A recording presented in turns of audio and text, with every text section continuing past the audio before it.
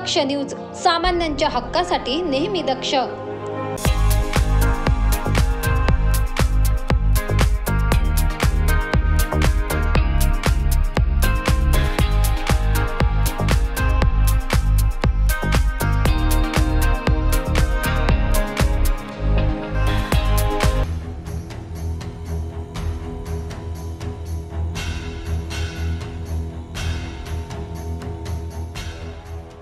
शहरात सध्या अवैध धंद्यांचे प्रमाण चांगलेच वाढले आहे। याच पार्श्वभूमीवर गुन्हे शाखा विशेष पथकाने उल्लेखनीय कामगिरी केली आहे।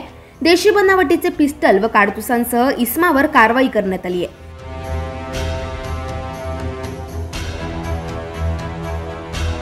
याबाबत अधिक माहिती अशी की इसम नामे योगेश आहेर हा पळसे परिसरात आशीर्वाद बिल्डिंग जवळ येणार असल्याची गुप्त माहिती पथकाला मिळाली होती। त्या अनुषंगाने सापळा रचून पथकाने सदर आरोपीस ताब्यात घेऊन त्याची अधिक चौकशी केली असता त्याच्याकडून 43,000 रुपये किमतीचे देशी बनावटीचे पिस्टल व 3 जिवंत काडतुसे जप्त करण्यात आले। या प्रकरणी शस्त्र अधिनियम कलम 325 सह 135 प्रमाणे गुन्हा दाखल करण्यात आलाय।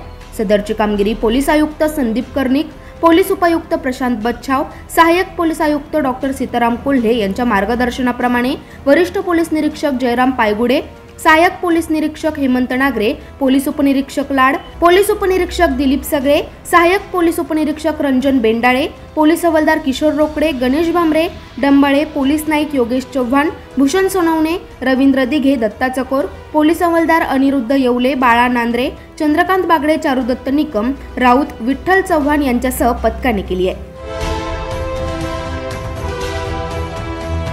पल्लवी भावसार, दक्ष न्यूज, नाशिक।